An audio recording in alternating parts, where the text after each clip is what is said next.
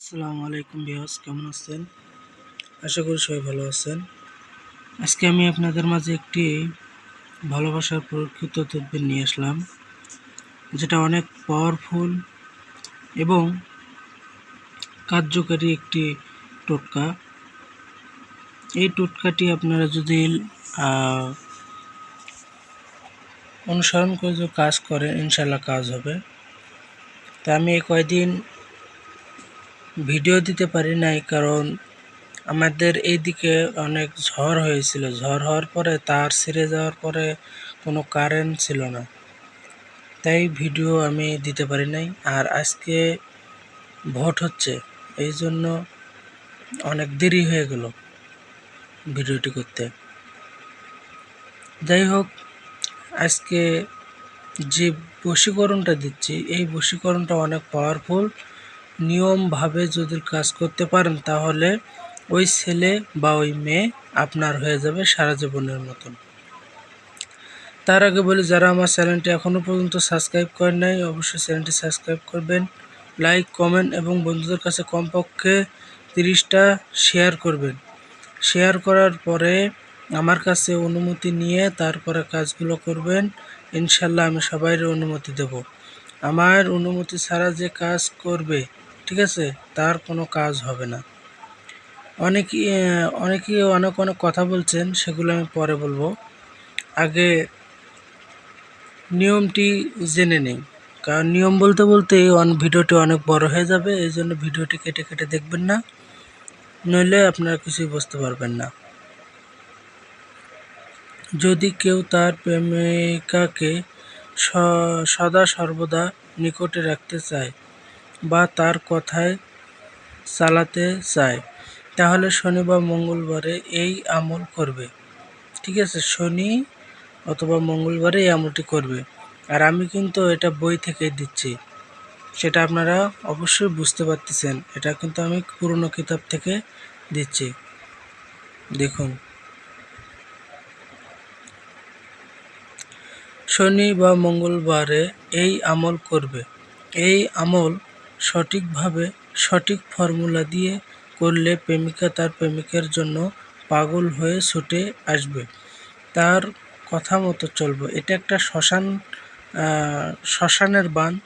আপনারা শ্মশান চালান করে এই বিদ্যাটি দিয়ে কাজ করলে ইনশাল্লাহ কাজ হবে।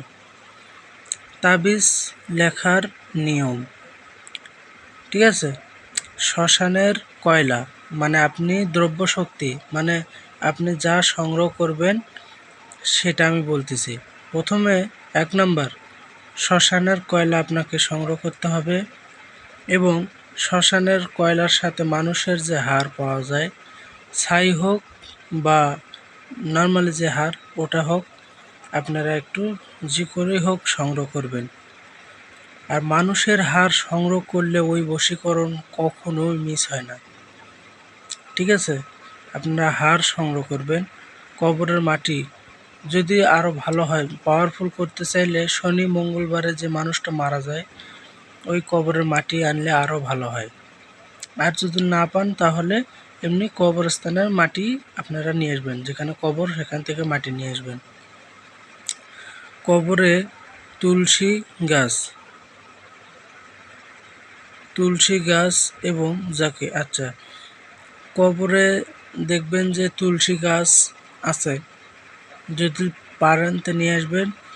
কবরে যদি না পারেন, তাহলে আপনারা শ্মশানে যাবেন, শ্মশানে অ্যাভেলেবেল তুলসী গাছ আছে, হ্যাঁ, তুলসী গাছ নিয়ে আসবেন। এবং যাকে সে চায়, মানে আপনি যাকে ভালোবাসেন, মেয়ে বা ছেলে, তার মাথার চুল, না হয় নখের আঁশটা নেবেন, না হয় গায়ের ময়লা অথবা পরনের এক টুকরা কাপড়। এখানে সাধকে বলছে, যদি পারেন চুল অথবা নখ অথবা গায়ের ময়লা, তাও যদি না পারেন, তাহলে গায়ের কাপড় আপনারা সংগ্রহ করবেন। ঠিক আছে, আমি আশা করি আপনাদেরকে সুন্দরভাবে সুষ্ঠুভাবে নিয়মগুলো বলে দিচ্ছি। আশা করি সবাই আমার কথাগুলো বুঝতে পারবেন। এসব কিছু সংগ্রহ করে কয়লা এবং মাটি একসাথে গুলিয়ে একটি পুতুল বানাবে। ঠিক আছে? এখন মেয়েদেরকে বশীকরণ চাইলে মেয়ে পুতুল বানাবেন, আর ছেলে বশীকরণ করতে চাইলে ছেলে পুতুল বানাবেন। আর পুতুল কিভাবে বানাবেন অলরেডি আমি একটা ভিডিওতে দিয়ে দিছি। অবশ্যই ভিডিওটি দেখবেন, তাহলে বুঝতে পারবেন। উক্ত পুতুলের পেটের মধ্যে ভরে দিবে। উক্ত পুতুলের পেটের মধ্যে ভরে দিবে মানে আপনি যেগুলো সংগ্রহ করলেন, ঠিক আছে, এই যে কয়লা এবং মাটি, এই কয়লা আর মাটি দিয়ে আপনাকে পুতুল বানাতে হবে। আর হাড়, তারপরে কবরের হাড়, আর হচ্ছে তুলসী গাছ, মানে ছোট ছোট কুচি কুচি করে কাটবেন। আর হচ্ছে মেয়ের পরনের কাপড় বা যে কোনো একটা অংশ একসাথে করে আপনারা পুতুলের পেটের ভিতর ভরে দেবেন। ঠিক আছে, এটাই বলা হয়েছে, পেটের মধ্যে ভরে দিবে। অতঃপর উক্ত পুতুলকে ছেলের নিজ গড়ে স্পর্শ করে, নিজ ঘাড়ে স্পর্শ করে, তারপর পুতুলের গায়ে লোহার পেরেক গেড়ে তারপর দেয়ালে শরীর দিবে। অতঃপর উক্ত পুতুলের গায়ে যে কোনো গায়ে 101টি কাটা গেড়ে দিবে।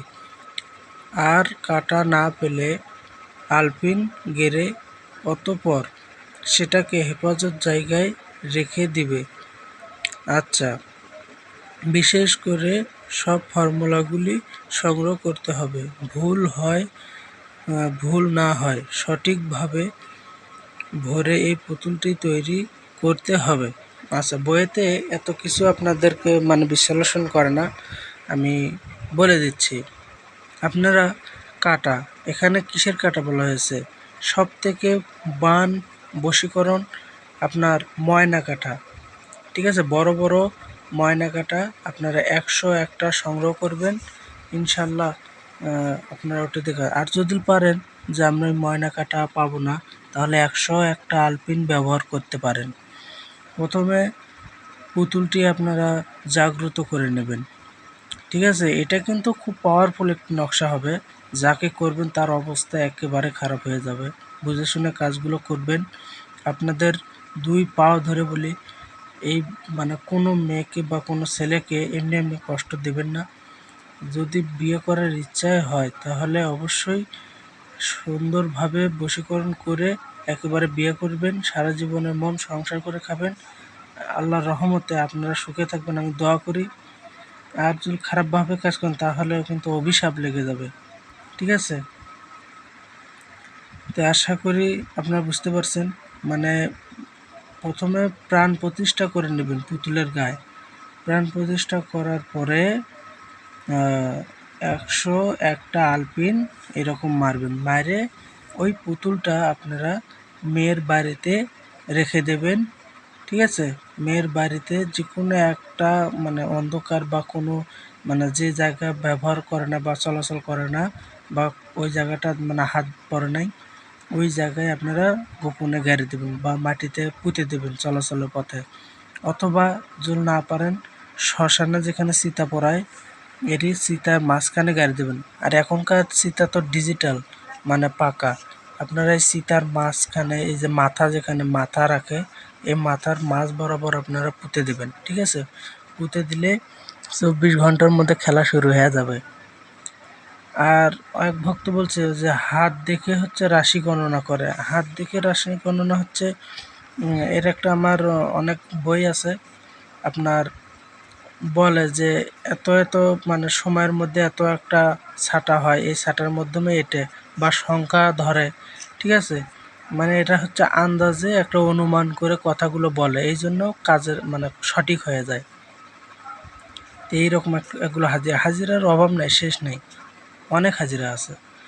আবার এক ভক্ত বলছেন অনেক অনেক কবিরাজি জিনিস দিতে, তো ইনশাল্লাহ আমি কালকে দেব। আমার ওই ভক্তের নাম হচ্ছে আজম ভুইয়া। তে ওনার ওষুধ আছে, ইনশাল্লাহ আমি পরের ভিডিওতে আমি দেব কিভাবে ওষুধটা আপনাদেরকে বানাতে হবে বা কীভাবে খেতে হবে, A to Z সব বলে দেবো। তো সবাই ভালো থাকেন, সুস্থ থাকেন। আল্লাহ হাফেজ। আসসালামু আলাইকুম।